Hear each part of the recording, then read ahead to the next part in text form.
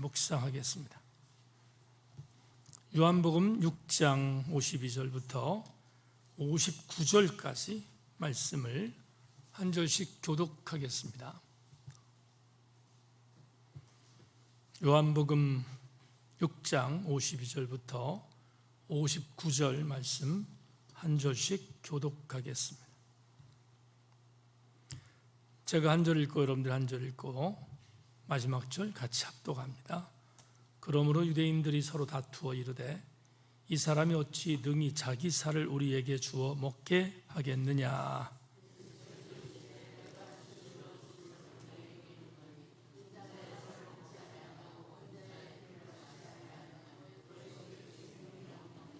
내 살을 먹고 내 피를 마시는 자는 영생을 가졌고 마지막 날에 내가 그를 다시 살리리니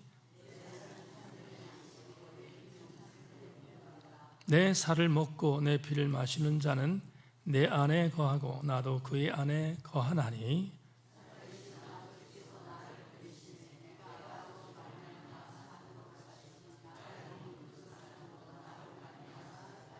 이것은 하늘에서 내려온 떡이니 조상들이 먹고도 죽은 그것과 같지 아니하여 이 떡을 먹는 자는 영원히 살리라.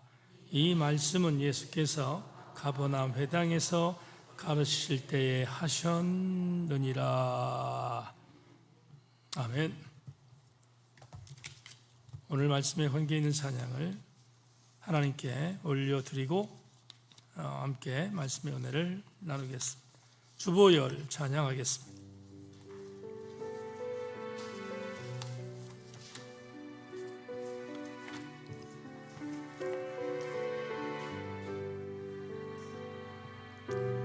보혈날 정결케 하고 주보혈날 자유케 하니 주 앞에 나 예배하는 이 시간 나의 모든 것을 주께 드리네.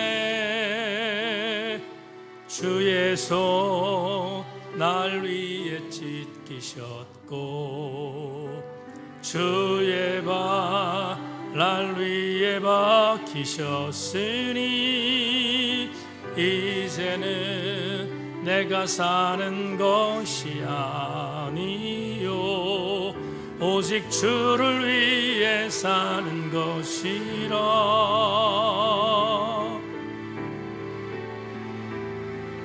주의 손에 나의 손 보게고 또 주의 발에 나의 발 보게요. 나 주와 함께 죽고 또 주와 함께 살리라.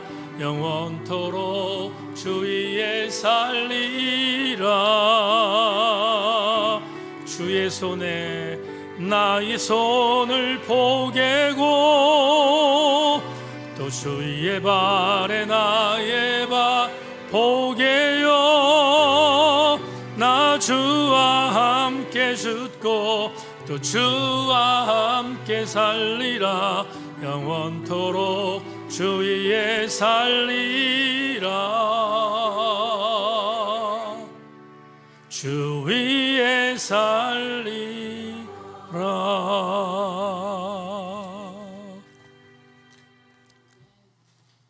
저녁 예배에 모였는데 말씀을 함께 이제 묵상하겠습니다.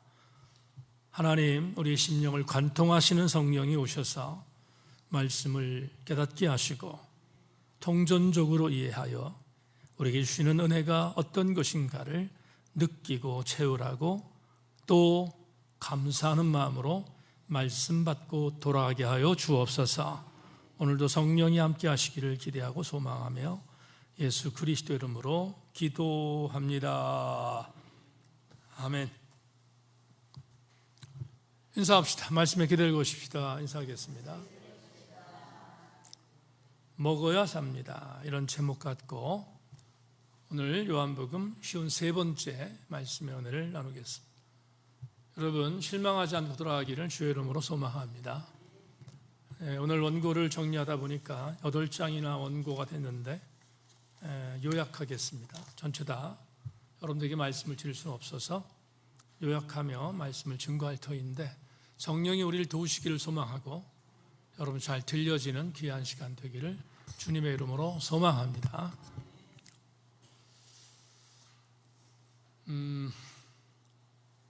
고린도전서 11장을 읽다 보면 고린도전서 11장은 사도 바울이 앞으로 우리가 살피게 될 요한복음 13장에서 만나게 될 터인데요. 그때 만나게 될 세종 목요일에 주님이 하셨던 성찬식에 대한 메시지를 바울의 독특한 설명과 더불어서 바울이 행한 신학과의 내용을 잘 정리하고 있는 메시지가 고린도서 11장에 기록되어져 있습니다. 그 중에 우리가 월상 예배 때 성찬식을 할 때 여러분들에게 읽어드리는 성찬의 메시지를 좀 길지만 여러분과 함께 오늘 말씀에 들어가기에 앞서서 잠깐 인용해 보겠습니다. 고린도전서 11장 23절 29절인데 여러분 자막에 나올 테니까 잘 따라오시기를 바랍니다. 내가 너희에게 전한 것은 주께 받은 것이니 곧 주 예수께서 잡히시던 밤에 떡을 가지사 축사하시고 떼어 이르시되 이것은 너희를 위하는 내 몸이니 이것을 행하여 나를 기념하라 하시고 식후에 또한 그와 같이 잔을 가지시고 이르시되 이 잔은 내 피로 세운 새 언약이니 이것을 행하여 마실 때마다 나를 기념하라 하셨으니 너희가 이 떡을 먹으며 이 잔을 마실 때마다 주의 죽으심을 그가 오실 때까지 전하는 것이니라. 그러므로 누구든지 주의 떡이나 잔을 합당하지 않게 먹고 마시는 자는 주의 몸과 피에 대하여 죄를 짓는 것이니라. 사람이 자기를 살피고 그 후에야 이 떡을 먹고 이 잔을 마실지니 주의 몸을 분별하지 못하고 먹고 마시는 자는 자기의 죄를 먹고 마시는 것이니라. 여러분 이 구절 익숙하죠? 우리가 성찬식 때마다 이 말씀을 제가 나레이션으로 말씀을 드리기 때문에 아마도 익숙할 걸로 생각합니다. 하지만 오늘 수요 저녁 예배 때 우리 질문을 한번 던져보십시다. 어떤 질문을 던질지 한번 생각해 보기를 원하는데 여러분 바울은 예수님의 12제자에 들어갑니까? 안 들어갑니까? 안 들어갑니다. 그렇죠? 예수님의 12제자에 바울은 들어가지 않습니다. 예수님과 동시대에 함께 살았던 사람인 건 분명하지만 적어도 모르겠습니다. 성경에 나오지 않아서 추측하는 건데 길가에서 혹여나 바울과 예수님이 마주쳤을 가능성이 전혀 없는 건 아니겠습니다. 있을 수 있겠죠. 그렇지만 한 번도 바울과 예수님이 대화한 적이 없었습니다. 서로 동떨어진 지역에서 동떨어지게 살던 한 사람은 유대인의 골수분자였고 한 사람은 하나님 나라를 선포한 하나님의 아들로서 역할을 감당했으니까 전혀 다른 상황에 살았고 다른 종교적 신념을 갖고 있었던 사람들입니다. 또 한 가지 주목할 게 있는데요. 제가 고린도전서 강해를 언제 했나 살펴보니까 여러분과 7년 전에 고린도전서를 강의했어요. 7년 전에 벌써 그렇게 됐는데 그때 사도 바울이 고린도 교회에 보내는 첫 번째 편지, 사실은 두 번째 편지지만 첫 번째 편지가 분실됐으니까 우리가 일반적으로 첫 번째 편지라고 하는 고린도전서의 저작 연도를 제가 어느 정도로 저작 연도를 보냐면 아무리 늦어도 AD 55년경으로 봅니다. 57년까지 보는 학자들이 있는데 AD 55년경에 고린도전서가 쓰였다. 이렇게 학자들이 동의를 합니다. 근데 놀라운 사실은 그때까지 복음서는 한 권도 없었습니다. 복음서가 한 권도 없었다는 사실을 여러분 주목할 필요가 있는데요. 왜냐하면 복음서의 첫 번째 복음서라고 할 수 있는 마가복음이 AD 70년 정도에 나왔거든요. 그러니까 문서로 구전이 아니라 문서로 마가라고 하는 기자를 통해서 마가복음이 이 땅에 나왔을 때가 AD 70년 어간, 70년 어간입니다. 그 이전일 수는 가능성이 많은데, 그렇다면 고린도 전서가 쓰여진 게 AD 55년으로 보면, 여러분 사도 바울이 쓴 고린도 전서가 복음서 첫 번째 책인 마가복음이 나오기 몇 년 전에? 15년 전에 나온 거죠. 이해하셨죠? 15년 전에 나왔습니다. 그러면 한번 생각해 보십시다. 우리가 앞으로 요한복음 13장에서 만나겠습니다만은 최후의 만찬 때 예수께서 세정무교일 날 최후의 만찬을 하시면서 성찬식을 집례하셨단 말이죠. 근데 그 연장에 예수 그리스도께서 성찬식을 베푸실 때 바울은 존재하지 않았습니다. 없었어요, 거기에. 제가 무슨 얘기 이해하셨죠? 그 연장이 없었단 말이죠. 그런데 고린도서 11장을 보면 마치, 조금 전에 읽었죠? 마치 사도 바울이 그 현장에 있었던 사람처럼 착각할 정도로 너무 정말 자세하게 성찬식을 기록하고 있잖아요. 어떻게 해석해야 됩니까?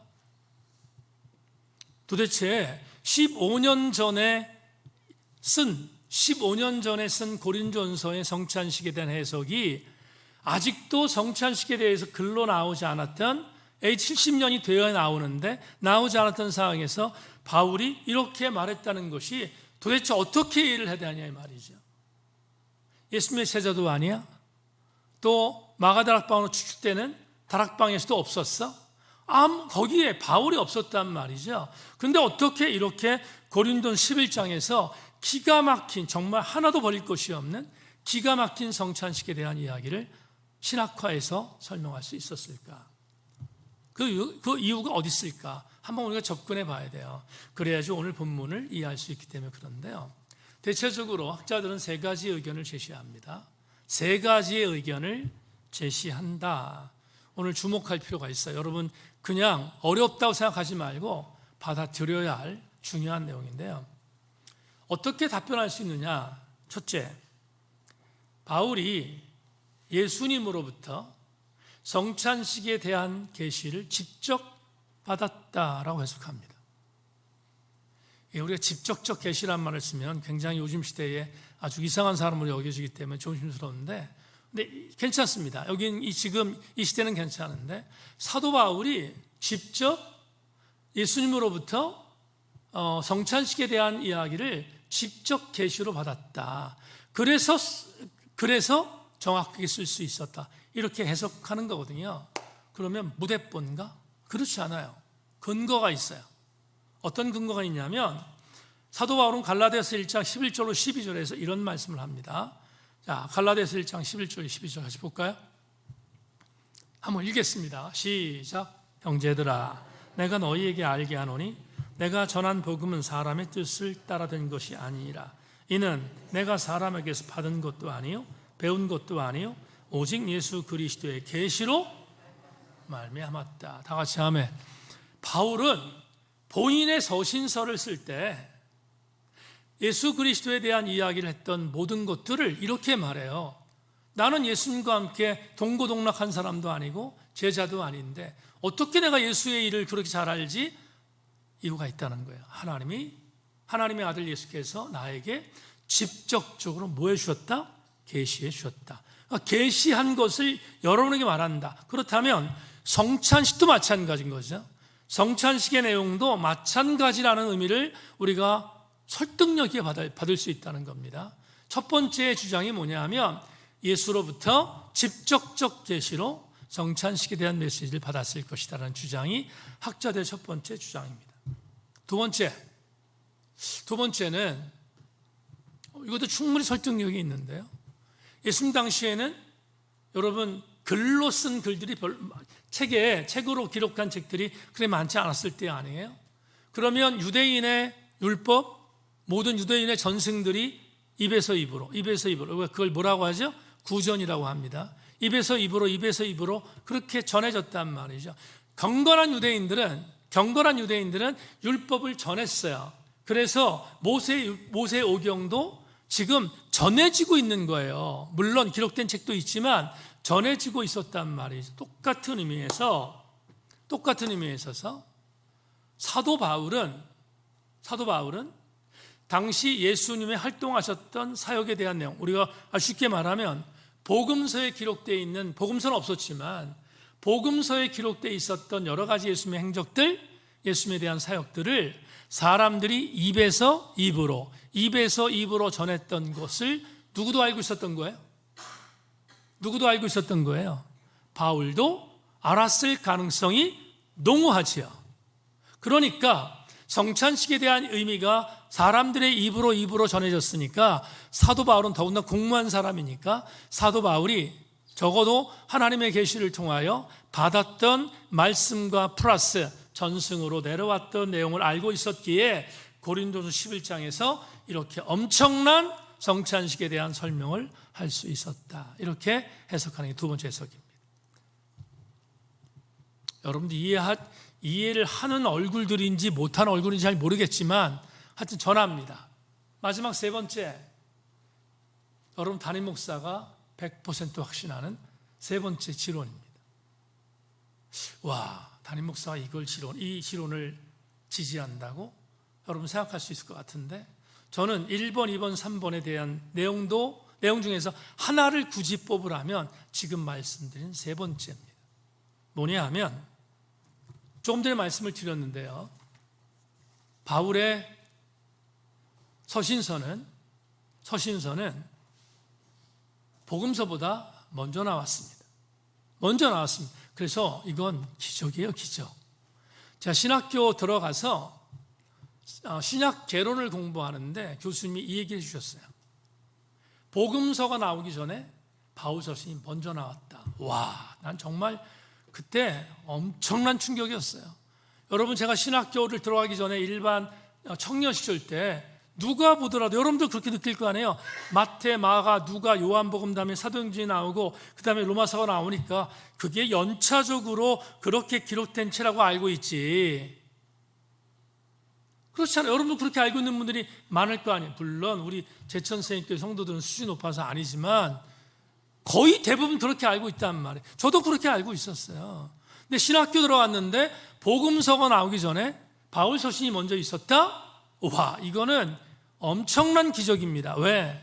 바울 서신에 대한 부분은 복음서의 주석이거든요. 해석이거든요. 근데 복음서가 나오기 전에 주석서가 있는 것을 먼저 바울이 썼는데 나중에 복음서가 나왔는데 맞춰보니까 너무 잘 맞잖아요. 기적이잖아요, 기적. 다른 걸 기적이라고 하죠. 이런 걸 기적이라고 하지. 그러면 제가 세 번째 생각하는 주장이 있어요. 지론이 있는데 어떻게 바울이 이렇게 성찬식에 대해서 기가 막히게 얘기했지? 이유가 뭐지? 세 번째는 이것입니다. 바울은, 여러분 이거 나쁜 말 아닙니다. 요즘처럼 자칭 그리스도인이라 말하는 사람이 아니기 때문에 주목할 필요 있어요. 바울은 자칭 뭐였어요? 사도였어요. 자칭 사도였다고요. 누구도 인정해 주지 않았는데 다메섹 도상에서 회개하는 순간 부활하신 주님을 만났고 부활하신 주님이 나는 너를 택했다, 너를 이방에 보낼 것이다, 주님 말씀하셨던 자칭 사도란 말이죠. 자칭 사도야. 그러면 만약에 이 자료가 없으면 저도 굉장히 색안경 끼고 봤을 텐데 주목할 게 뭐죠? 자칭 사도라고 말했던 바울의 권위는 부인할 수 없는 거예요. 왜 부인할 수 없냐면 사도행전 9장에 우리에게 너무 선명히 기록되어 있잖아요. 다시 이 말입니다. 제가 지지하는 세 번째 학설이 뭐냐 하면 이겁니다. 고린도서 11장에 나오는 성만찬에 대한 엄청난 해석을 바울이 정말로 완벽하게 할 수 있었던 이유가 뭘까? 그 이유는 말합니다. 여러분, 하나님이 사도 바울을 직접 세웠기 때문입니다. 이 말을 다른 말로 바꿀게요. 권위가 있었다 이 말이죠. 바울만이 갖고 있었던 영적인 권위가 있었다고요. 보세요. 사도 바울의 서신서를 제가 믿는 이유가 뭔지 아십니까? 사실은 엄격한 말로 얘기하면 복음서에 있는 예수 그리스도의 복음을 믿어야지, 바울에 대한 서신서를 믿는 것은 사람이 쓴 거니까 믿지 않을 수도 있잖아요. 그런데 저는 조금 더 의심하지 않고 바울의 서신서의 메시지를 아멘하는 이유가 뭐냐 하면, 그 이유는 사도 바울을 하나님께서 택하셔서 예수 그리스도의 이방인 사도로 직접 보냈다는 영적 권위를 인정하니까 믿는 거예요. 그것 때문에 믿는 거잖아요. 그러니까 고린도전 11장에 나오는 성만찬의 예식이 완벽한 걸 믿는 이유는 뭐냐 하면, 야, 하나님 보내신 권위가 이 정도도 안 돼? 그걸 제가 믿으니까. 그러니까 3번을, 물론 1번과 2번도 여러분 제가 여백을 남기지 않는 게 아니에요. 여백이 있지만 저는 목사로서 제가 가장 가깝게 생각하는 성만찬 예식에 대한 바울의 해석은 사도 바울이 갖고 있는 영적 권위 때문이었다, 이렇게 믿는 거예요. 자, 오늘 제가 왜 이 말씀을 드렸는지 이제부터 설명하려고 하는데, 여러분 오늘 본문은 우리가 계속 공부해 왔으니까 이제 본문을 빨리 지나갈게요. 본문이 뭐죠? 가버나움에 따라왔던 유대인들이 떡 달라고 하니까, 오병이의 기적을 다시 보여달라고 하니까 뭐라고 그러셨다고 그랬어요? 이제부터 떡 추구하지 말고 내가 하늘에서 내려온 떡이니 내 떡을 먹어라. 다 같이 아멘. 우리 같이 공부했잖아요, 그렇죠? 내 떡을 먹어라, 이렇게 이야기했어요. 그랬더니 그걸 들었던 유대인들이 기가 막힌 거예요. 이걸 내가 믿으라, 이걸 어떻게 믿지? 여러분 오늘 본문에 보세요. 본문 52절, 시작하는 52절 볼까요? 같이 한번 읽겠습니다. 52절 시작. 그러므로 유대인들이 서로 다투어 이르되 이 사람이 어찌 능히 자기 살을 우리에게 주어 먹게 하겠느냐. 보세요, 유대인들은 이 정도 수준일 수밖에 없는 거예요. 지금 나사렛 예수가 자기가 하늘에서 오른 떡이라고 하네, 자기 살을 먹으라고 하네, 자기 살을 먹으면 영원히 줄이지 않고 배고프지 않을 거라고 얘기하네. 야, 이걸 믿으라는 건가? 그리고 서로 다투어, 서로 지금 견제하고 있잖아요. 견제하고 있습니다. 설교 준비하면서 이런 생각 들었어요. 자, 학창시절로 잠깐 들어갈게요. 저는 수학을 이렇게 잘하는 사람은 아니지만 그래도 분명히 아는 게 있어요. 1차 방정식을 공부하고 나서 어디에 도전했느냐? 2차 방정식에 도전했어요. 2차 방정식을 공부한 뒤에 미적분을 도전했어요. 저는 문과였기 때문에 미적분을 그렇게 아주 굉장히 세밀하게 공부하지는 않았지만 순서가 그렇잖아요. 1차 방정식을 공부하고 1차 방정식에 대한 내용을 알아야 그 다음에 뭐 할 수 있어요? 2차 방정식을 알 수 있는 거잖아요. 그런 거예요. 2차 방정식을 그래야지 이해하는 거죠. 그죠? 근데 2차 방정식을 공부한 사람들이, 이과 공부하는 사람들은 반드시 뭘 공부해요? 미적분을 공부하잖아요. 미적분은 2차 방정식이 입체되지 않으면 알 수 없는 거란 말이죠. 근데 오늘 유대인들이, 야, 예수가 살을 준다네? 그 살을 먹으면 그러면 굶주리지 않는다네? 본인이 지금 나사렛에 어머니도 있고 형제들도 있는데 본인이 하늘에서 내려왔다네? 이걸 지금 우리 보러 믿으라는 건가라고 항의하고 있는 게 뭐죠? 이들은 1차 방정식을 배운 적이 없거든요. 2차 방정식을 배운 적이 없어요. 그러니 미적분과 같은 예수 그리스도의 지금 이 생명의 떡에 대한 의미를 어떻게 알 수 있겠어요? 모르지. 당연히 모를 겁니다. 그러면 이 정도 되면 주님이 푸셔야 될 텐데 안 푸셔요. 안 푸시고 조금 더 강력한 메시지를 전합니다. 그 강력한 메시지가 오늘 53절부터 마지막 58절에 있는데요. 우리 한번 복귀한다는 셈치고 다시 한번 본문을 읽겠습니다. 그래야지 오늘 레마로 들어갈 수 있습니다. 준비 시작. 예수께서 이르시되 내가 진실로 진실로 너희에게 이르노니 인자의 살을 먹지 아니하고 인자의 피를 마시지 아니하면 너희 속에 생명이 없느니라. 내 살을 먹고 내 피를 마시는 자는 영생을 가졌고 마지막 날에 내가 그를 다시 살리리니 내 살은 참된 양식이요 내 피는 참된 음료로다. 내 살을 먹고 내 피를 마시는 자는 내 안에 거하고 나도 그의 안에 거하나니 살아계신 아버지께서 나를 보내심에 내가 아버지로 말미암아 사는 것 같이 나를 먹는 그 사람도 나로 말미암아 살리라. 이것은 하늘에서 내려온 떡이니 조상들이 먹고도 죽은 그것과 같이 아니하여 이 떡을 먹는 자는 영원히 살리라. 아멘. 여러분, 물러서지 않잖아요. 주님이 한 발 더 나가십니다. 이렇게 말해요. 내 떡을 먹지 않으면, 내 살을 먹지 않으면, 내 안에 있지 않고 내 떡을 먹지 않는 사람은 죽은 자와 똑같다. 그런데 내 살을 먹는 자는 영원히 살 거다. 조금도 물러서지 않아요. 주님이. 왜 주께서 물러서지 않았을까? 이유가 뭘까? 저는 여러분에게 오늘 주께서 가버나움에 도착했던 유대인들에게 두 가지 음식을 먹으라는 사실을 이 본문에 제시하고 있음을 말씀드립니다. 예수께서 오늘 본문 53절 58절에서 두 가지를 반드시 먹어야 한다, 이렇게 명령하신 내용들 살피겠습니다. 첫째, 자막.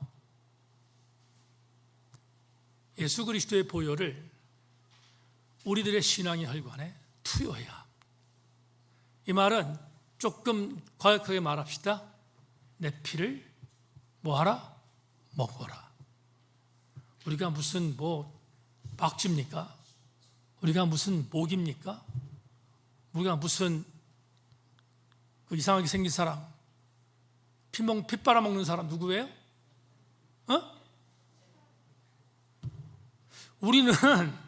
우리는 괴물이 아니잖아요. 우린 괴물이 아니라고. 근데 주께서 이렇게 말합니다. 내 피를 먹어라. 내 피를 먹어라. 이렇게 말씀하세요. 그러니까 우리가 먹어야 할 양식 중에 첫 번째는 예수 그리스도의 피입니다. 왜 피를 먹으라고 했지? 고대 로마에서는 고대 로마의 황제 중에서 그 기독교를 핍박했던 황제들이 많습니다. 많은데 황제들이 핍박했던 이유 중에 하나가 뭐냐면 피를 먹는 인종이라고 그리스도인들을 핍박했어요. 그럴 수 있으니까, 모르니까.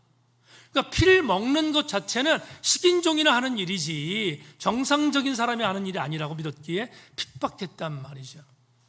그런데 우리는 알아요. 왜 피를 먹으라고 했는지. 우리는 피가 너무 중요합니다. 너무 중요합니다. 여러분, 출애굽기 12장 5절 7절 말씀을 소개하겠습니다. 너희 어린 양은 헌없고 1년 된 수컷으로 하되 양이나 염소의 중에서 취하고 이달 19날까지 간직하였다가 해질 때에 이스라엘 회중이 그 양을 잡고 그 피를 양을 먹을 집 좌우 분설주와 임방에 바르고. 어린 양, 어린 염소 한 달 된 것, 흠없는 거 잡아서 고센 지역에 살고 있었던 이스라엘 백성들의 집에 분설주에 바르면 장자를 죽인다고 도착한 여호와의 죽음의 사자가 그 집을 뛰어넘어 유월하심을 우리에게 알려준 메시지입니다. 그러니까 이 피에 대한 소중함은 이미 애굽에서부터 출애굽할 때부터 우리에게 주어진 것이요. 피를 바르면 죽음의 사자가 넘어간다. 그런데 이걸 히브리서 기자가 아주 오래된 후배인 히브리서 기자가 이렇게 표현합니다. 히브리서 9장 12절, 여러분 정말 저를 구원해 주셨던 말씀이죠. 염소와 송아지 피로 아니하고 오직 자기의 피로 영원한 속죄를 이루사 단번에 십자가의 성소에 들어가셨느니라. 피가 나오죠. 여기도 피. 히브리서 기자는 9장에서 한 번 더 말합니다. 굉장히 많지만 히브리서 9장에서 또 한 번 얘기합니다. 이렇게 말합니다. 9장 25절로 26절 같이 한번 읽어볼까요? 시작. 대제사장이 해마다 다른 것의 피로서 성소에 들어가는 것까지 자주 자기를 드리려고 아니하실지니. 26절. 그리하면 그가 세상을 창조한 때부터 자주 고난을 받았어야 할 것이로되 이제 자기를 단번에 제물로 드려 죄를 없이 하려고 세상 끝에 나타나셨느니라. 한 번의 피를 흘림으로 우리를 구원해 주신 분이 누구예요? 예수 그리스도이십니다. 그러면 우리가 주목할 게 하나 있는데요. 이렇게 피를 흘리셨어요. 주님은 피를 흘리셨어요. 왜 피를 흘렸는가? 그 피는 우리가 마르고 닳도록 들었습니다. 그 피는 나 때문에 흘린 피입니다. 내가 흘려야 할 피를 대신 흘린 피입니다. 그러므로 그 피는 우리가 먹어야 합니다. 먹는 것, 우리의 혈관에 예수 그리스도의 보혈의 피를 주입하는 것, 그게 예수 그리스도의 피를 먹는 것입니다. 여러분, 오늘 찬송 불렀잖아요. 주보혈 날 정결케 하고. 우리를 정결하게 할 수 있는 유일한 것은 예수 그리스도의 보혈 말고는 존재하지 않습니다. 그래서 우리는 예수 그리스도의 피를 먹어야 함을 얘기합니다. 코카콜라 회장을 역임했던 우드러프가 이런 얘기합니다. 여러분 유명하죠? 아주 초대 회장인데 유명한 말 했습니다. 내 혈관에 흐르는 것은 피가 아니라 뭐예요? 그렇죠. 여러분, 예수 그리스도인의 자존감은 뭐냐 하면 내 혈관에 흐르는 것이 예수 그리스도의 피라고 믿어야 된다 이 말이에요.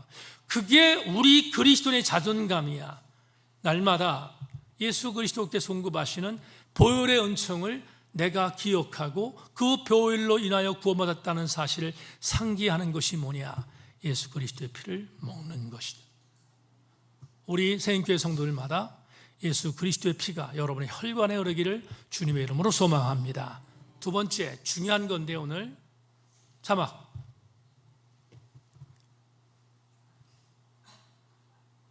두 번째 자막 우리 이은주 권사가 잘하고 있습니다. 같이 읽겠습니다. 시작. 예수 그리스도의 몸 살을 잘 먹어야 합니다. 로마에 있는 그리스도인들이 핍박받았던 이유 바로 이것 때문입니다. 소문이 흉흉했습니다. 저들은 모일 때마다 사람의 살을 먹는다고 그래서 핍박받았습니다. 그러나 여러분 우리는 너무 중요한 교훈을 받습니다. 오늘 본문 53절 다시 한번 보겠습니다. 본문 53절입니다. 예수께서 이르시되 내가 진실로 진실로 너희에게 이르노니 인자의 살을 먹지 아니하고 인자의 피를 마시지 아니하면 너희 속에 뭐가 없습니까? 생명이 없어. 예수 그리스도의 살을 먹지 않으면 예수 그리스도의 생명이 없다 이렇게 표현합니다.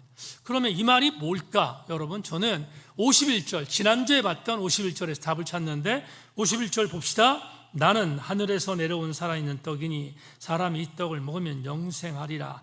내가 줄 떡은 여러분 그 다음 잘 기억하세요. 내가 줄 떡은 곧 세상의 생명을 위한 내 살이니라. 주목할 문장이 나옵니다. 예수께서 당신이 살아있는 떡이라고 했습니다. 근데 왜 이 떡을 먹어야 되는가? 이 떡은 세상을 살리는 떡이라고 말씀하고 있어요. 세상에게 생명을 주는 것이라고 분명히 예수께서 말씀하고 있습니다. 그렇기 때문에 세상을 살리는 빵. 유진 피터슨의 51절 말씀을 여러분 전하겠습니다. 나는 하늘에서 내려온 빵, 생명의 빵이다. 누구든지 이 빵을 먹는 사람은 영원히 살 것이다. 내가 세상에 줄 빵, 세상으로 하여금 먹고 살게 할 빵은 나 자신 곧 내 살과 내 피다. 이렇게 말합니다. 예수 그리스도의 살은 당신이 우리에게 주신 살은 한 가지 주목할 내용이 있어요. 세상을 살리는 빵이라고 말합니다. 세상을 살리는 빵. 그러면 우리는 이런 은혜를 받게 됩니다. 잘 먹어야 합니다. 예수 그리스도의 피는 물론이거니와 예수 그리스도의 살을 잘 먹어야 합니다. 잘 먹어야 세상을 살릴 수 있기 때문임을 우리에게 말합니다. 그러면 마지막으로 예수 그리스도의 피와 예수 그리스도의 살을 잘 먹으라. 왜? 이건 세상을 살리는 것이기 때문이다 라고 말했다면 도대체 세상을 살리는 빵이라는 의미는 뭘까? 그 빵을 먹는다는 것은 과연 무엇을 의미할까? 예수 그리스도의 살을 먹는다는 것은 무엇을 의미하지? 전제가 있습니다. 예수 그리스도의 살을 먹어야 세상을 뭐 할 수 있어요? 살릴 수 있어요. 그러면 세상을 살린다는 예수님의 살을 먹는다는 것이 오늘 21세기 언어로 뭐냐 이 말이에요. 예수 그리스도의 살을 먹어야 세상을 살린다고 했습니다. 그걸 21세기 언어로 말하면 뭘까? 그게 오늘의 레마입니다. 자, 레마 보겠습니다. 세인교회 성도 여러분, 여러분과 저는 그리스도인입니다. 다 같이 아멘. 다 같이 아멘. 저와 여러분은 그리스도인이라고 합니다. 그리스도인이라면 살을 먹고 피를 먹는, 잘 먹는 삶은 뭐냐 하면 손해보는 삶에 대해서 선긋지 않는 것입니다. 손해보는 삶에 대하여 선긋지 않는 것, 그게 예수 그리스도의 살과 피를 잘 먹는 것입니다.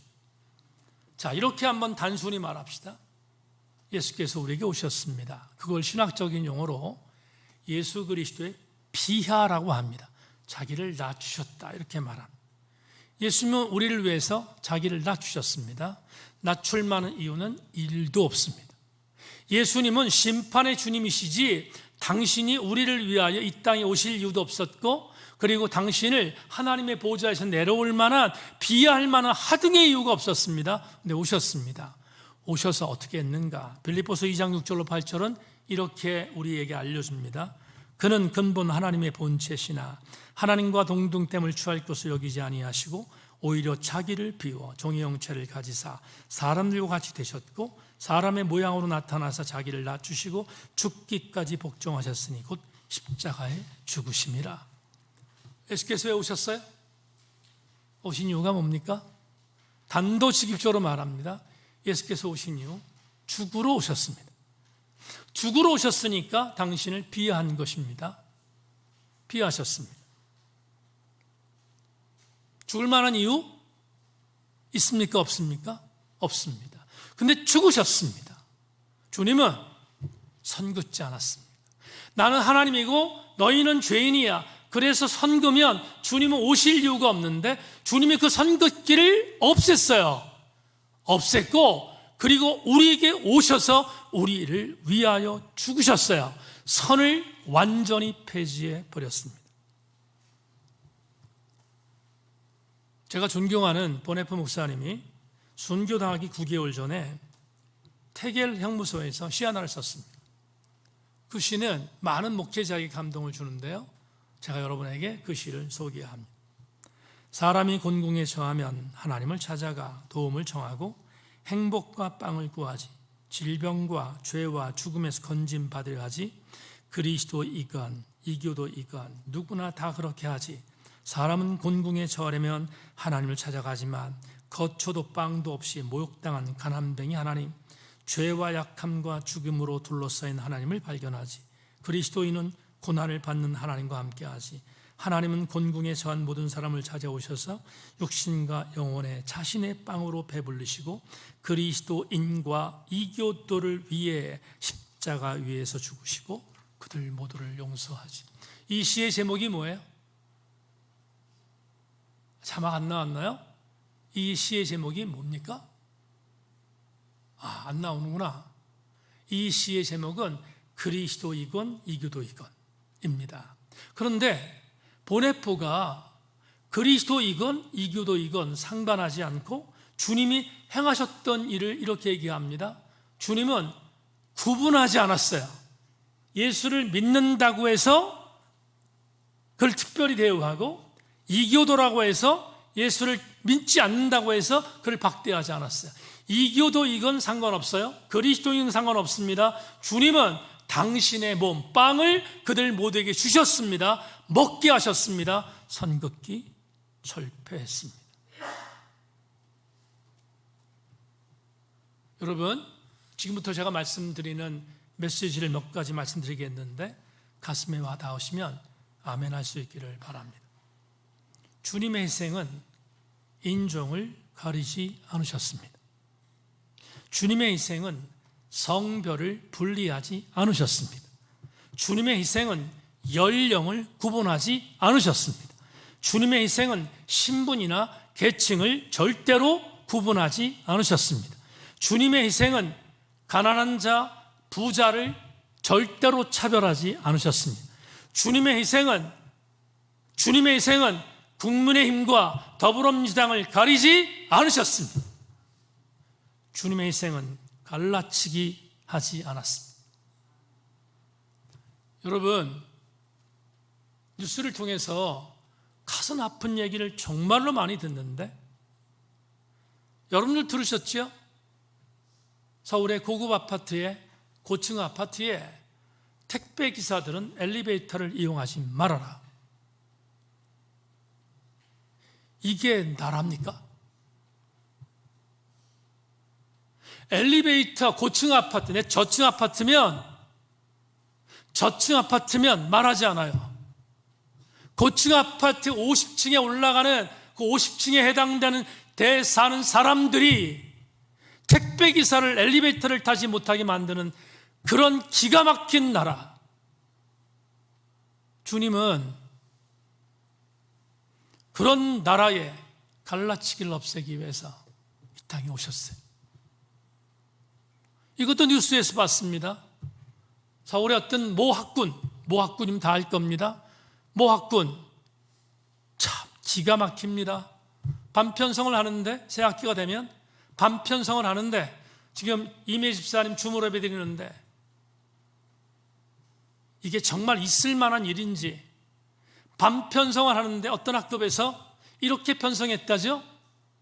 고급 아파트촌, 전월세촌, 그리고 빈민가촌, 이런 식으로 반편성을 했다는 보도를 접한 적이 있습니다.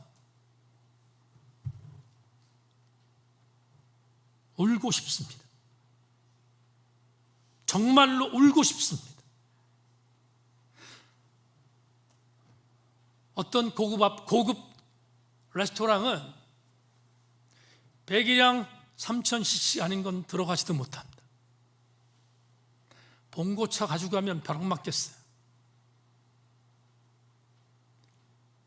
여러분, 우리가 살고 있는 시대가, 우리가 살고 있는 나라가 이런 전부는 아니지만 이런 안타까운 삶을 살고 있는 게 이 땅에 벌어지고 있다면 우리는 다시 한번 생각해 볼 게 있습니다. 내가 예수 그리스도인으로 어떻게 살아야지? 우리는 정말로 절치부심해야 합니다. 우리 세인교회와 우리 모든 성도는 정말로 절치부심해야 합니다. 절대로 선긋기해서는 안 됩니다. 하나님은 선긋기 하는 교회가 있다면 차라리 문을 닫으라고 말할 것입니다. 여러분, 교회는 그어져 있는 선을 지우는 것이 교회여야 합니다. 그게 교회여야지. 제가 파커 파머를 참 존경합니다. 미국인들이 가장 존경하는 선생님입니다. 선생님들이 많이 보는 책을 쓴 분입니다. 파커 파머가 감리교도였습니다. 메소디스트라는 말은 주격주의자라는 뜻입니다. 형식주의자라는 뜻입니다. 엄격한 형식을 갖고, 지금 감리교가 많이 풀어지긴 했지만 옛날에 그랬습니다. 거기서 자랐습니다. 파커 파머가 형식주의에 아주 진저리를 냈습니다. 삶과 말씀 따라 살지 않는 감리교도들을 보면서 진절머리를 냈습니다. 어느 날 갑자기 토마스 머튼, 7층 산이란 유명한 책을 쓴 트라피스트 수사죠? 수사입니다. 응성가입니다. 7층 산을 읽었습니다. 그러다 완전히 변했습니다. 변하고, 그리고 파커 파머는 토마스 머튼의 전도자가 됐습니다.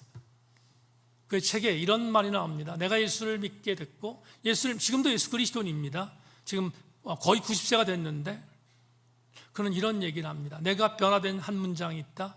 내가 내 삶을 변화시켰던 한 문장이 있다. 토머스 머튼 수도사가 이런 말했다. 난 그것 때문에 내 삶이 변화되었다. 이렇게 말했습니다. 여러분, 트라피스트의 영성가였던 토마스 머튼이 파커 파머를 완전히 변화시켰던 한 문장, 이겁니다. 여러분, 영적 삶을 살기 전에 삶을 살아야 합니다. 우리 교우들에게 전합니다. 예수 그리스도인으로 영적인 삶을 살아가는 것 중요합니다. 정말로 중요합니다. 저도 중요하고 여러분 중요합니다. 여러분의 현장에서 여러분의 삶을 살아내지 않는 영적인 삶은 존재하지 않습니다. 이렇게 생각합니다. 예수께서 왜 죽으셨지? 예수께서 왜 이 땅에 오셔 죽으셨지? 죽으신 이유가 뭐지? 질문합니다. 오늘 질문했잖아요. 예수께서 우리에게 오실 하등의 이유가 없는데 왜 오셔서 보혈을 주셨고 왜 당신의 몸을 찢기셨지? 여러분, 토마스 머튼의 말을 적용하면 이렇게 말할 수 있습니다. 그게 그분의 삶이었기에 그냥 사신 겁니다. 오늘 우리는 예수 그리스도인으로 삽니다. 예수 그리스도인으로 그 이름으로 갖고 삽니다. 어떻게 살아야 될까? 그건 예수 그리스도의 피와 살을 잘 먹는 일을 전제해야 합니다. 예수 그리스도의 보혈의 피와 예수께서 나를 위해 찢기셨던 몸을 먹는 삶이 무엇인가? 그걸 잘 먹는, 적당히 먹는 거 말고 정말로 잘 먹는 삶이 뭔가? 저는 여러분에게 말합니다. 손해보는 삶에서 선긋지 않는 거다. 예수 믿는 사람들은 손해보기로 마음먹은 사람들이고 희생하기로 마음먹은 사람입니다. 이래서 못하고 저래서 못해서가 아니라 예수께서 그렇게 사셨던 것처럼 우리도 그렇게 사는 겁니다. 그렇게 사는 것, 선 그어진 것 철폐하기 위해서 최선을 다하고 예수 그리스도의 삶을 사는 것, 그게 우리가 하는 예수 그리스도의 살과 예수 그리스도를 잘 먹는 일임을 기억해야 합니다. 말씀 맺겠습니다. 지난주 주일날 제천시장에 와서 예배를 드렸지 않습니까? 그런데 비서실에서 연락이 왔습니다. 목사님, 제천세인교회에 가서 시장님 예배를 드신다고 하는데 30분 전에 도착하면 차담하는 시간을 좀 허락해 주시면 좋겠습니다. 그래서 그러고 말고요, 어서 그렇게 하십시오. 그래서 허락하고 보니까 정확하게 29분에 왔어요. 29분에 와서 제 서재에서 차 한 잔 대접했습니다. 근데 혼자 올 줄 알았더니 아내와 같이 와서 상당히 당황했습니다. 그리고 아이스 아메리카노 달라고 해서 더 당황했는데 첫 번째 시장님이 저한테 오늘 떴습니다. 이렇게 떴습니다. 제천세인교회가 지역에 선한 영향을 많이 끼친다는 소식을 보고받았습니다. 여러분, 영소동장이 보고했던 것으로 추측됩니다. 이렇게 말합니다. 제천세인교회가 지역에 선한 영향을 많이 끼친다는 소식을 보고받았습니다. 그저 감사할 따름입니다. 교회가 이런 일을 해주시는 덕분에 이 나라가 이만한 것 같습니다. 저는 정치하는 사람이기에 더더욱 세인교회를 응원하겠습니다. 이 말은 이런 겁니다. 목사님, 내년에 있는 선거를 잘 지원해 주시기를 바랍니다. 그런 뜻입니다. 제가 알아들었습니다. 그런데 립서비스가 되든 간에 그 시장님이 그렇게 이야기를 했는데 부담이 더 됐습니다. 칭찬받았는데 저 잘해야 되잖아요. 부담이 확 왔습니다. 그런데 부담이 왔는데 부담은 건 딱 1분 왔습니다. 그리고 이렇게 생각했습니다. 그냥 하던 대로 하면 돼. 우리 교회가 그냥 하던 대로 하면 되지 않겠습니까? 그게 살아내는 건데 우리 제천세인교회가 세상이 인정하는 교회로 살아왔던 것처럼 그냥 살아가면 되지 뭐. 그러면 되지 않겠습니까?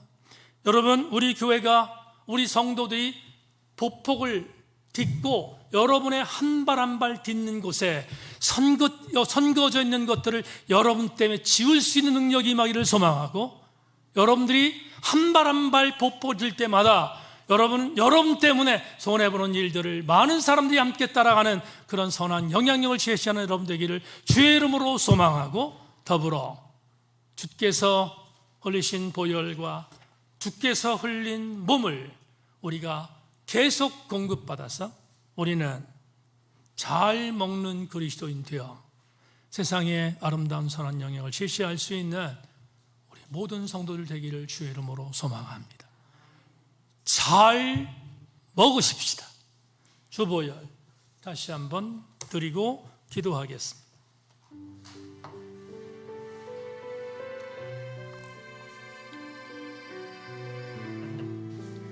우리 기도하는 마음으로 이 찬양 드립니다. 주보혈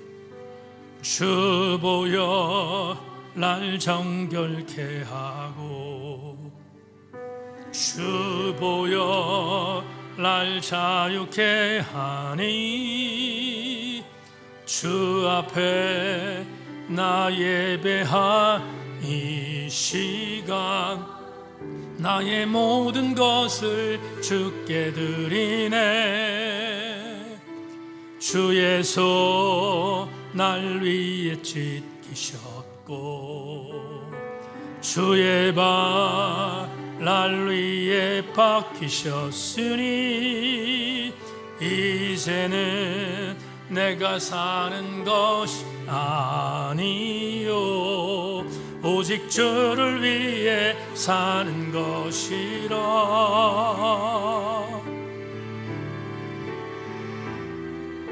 주의 손에 나의 손 보게고 또 주의 발에 나의 발 보게요. 나 주와 함께 죽고 또 주와 함께 살리라. 영원토록 주 위에 살리라. 주의 손에 나의 손 보게고 또 주의 발에 나의 발 보게요. 나 주와 함께 죽고 또 주와 함께 살리라. 영원토록 주 위에 살리라. 주 위에 살리라. 한 주 부탁합니다. 한번 기도하고 마치기를 원합니다. 오늘 다른 기도하지 말고 하나님, 주께서 나를 위해 지키신 몸 말씀대로 살아 잘 먹겠습니다. 주님이 나를 위해서 흘리신 피, 하나님, 선 긋는 일들을 절대로 하지 않고 주께서 행하신 그 삶을 나도 살겠습니다. 그래서 주님 주신 보혈의 피 잘 먹겠습니다. 잘 먹겠습니다. 잘 살겠습니다. 주님과 함께 연합하겠습니다. 하나님 앞에 한번 기도하고 오늘 모든 예배를 마칩니다. 동성으로 기도합니다. 할렐루야. 하나님 아버지 은혜와 사랑을 감사합니다. 오늘 주의 말씀을 받았습니다.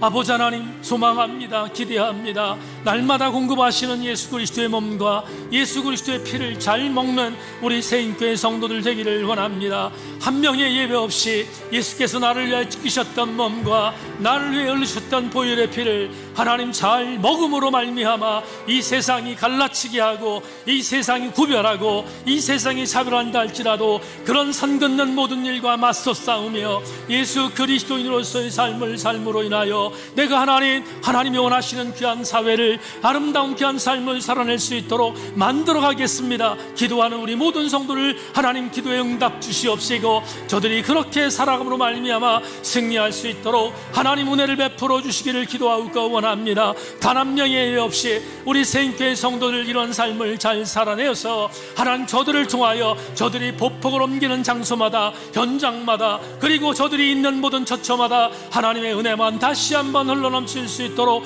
하나님 은혜를 베풀어 주시기를 기도하고 원합니다. 아버지 하나님 다시 한번 기도합니다. 우리 새인교회 성도들 예수 그리스도의 흘리신 보혈의 피, 예수께서 나에게 주신 찢겨진 몸 잘 먹게 하여 주셔서 예수 그리스도와 연합하여 하나님 아버지 현장에서 날마다 승리하는 놀라운 일들을 주님 앞에 보고하는 우리 모든 교우들 낼 수 있도록 하나님 은혜 내리워 주옵소서. 성령님 물러서지 않겠습니다. 보폭을 뒤로 물러가지 않겠습니다. 심륜에 빠지지 않겠습니다. 하나님 우리 새인교회를 하나님의 장중 안에 붙들어 주시기를 원합니다. 성령님 우리 교회와 함께하여 주옵소서.